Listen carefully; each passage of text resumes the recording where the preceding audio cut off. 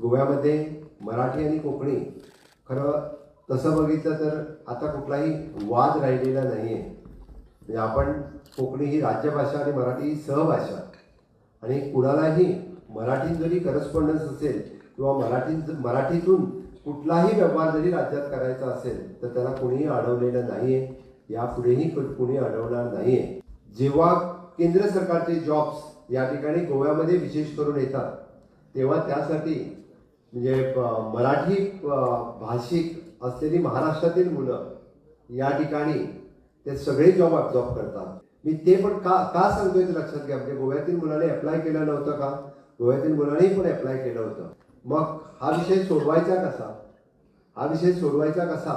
तर त्याला जास्तीत जास्त आम्ही म्हणतोय की त्याला कमीत कमी लिंग्विस्टिक लँग्वेज म्हणजे त्याला बोलायला कोकणी यायला पाहिजे, की मराठीमधून जी मुलं शिकत आहेत त्यासाठी कुठल्याही कॉम्पिटिटिव्ह एक्झाम्स किंवा कुठल्याही म्हणजे आपण ज्याला म्हणतोय स्पर्धात्मक परीक्षा असेल किंवा राज्यातल्या कुठल्याही आपल्या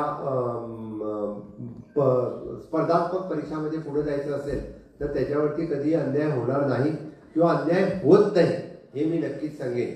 आता जर आपण म्हणजे public service commission which is existing for so long ह्यामध्येही कधी झालं नव्हतं.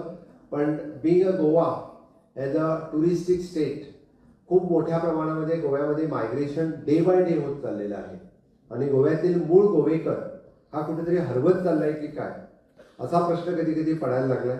त्यामुळे गोव्यातील रिजनल लँग्वेज ही कोकणी असल्या कारणाने या रिजनल लँग्वेजला थोडंसं महत्त्व जर दिलं तर एखादा कुठल्याही मी पर्टिक्युलर स्टेटचं नाव घेत नाही, त्याला कोकणी समजायला कोकणी बोलायला ओके ॲक्सेप्ट महाराष्ट्र तर त्याला नाही म्हटलं तरी 10 वर्ष लागतात किंवा 15 वर्ष लागतात.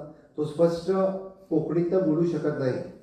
पण आपल्या शेजारी राज्यातील जर इथं कोणी आला तर तो आपल्यापेक्षाही जास्त मराठी चांगली बोलतो, जास्त मराठी चांगली लिहितो आणि त्यामुळे आपल्या मुलावरती म्हणजे ऑफकोर्स गोव्यातील जे तरुण आहेत त्यांच्यावरती कुठेही अन्याय होऊ नये यासाठी घेतलेला हा निर्णय आहे.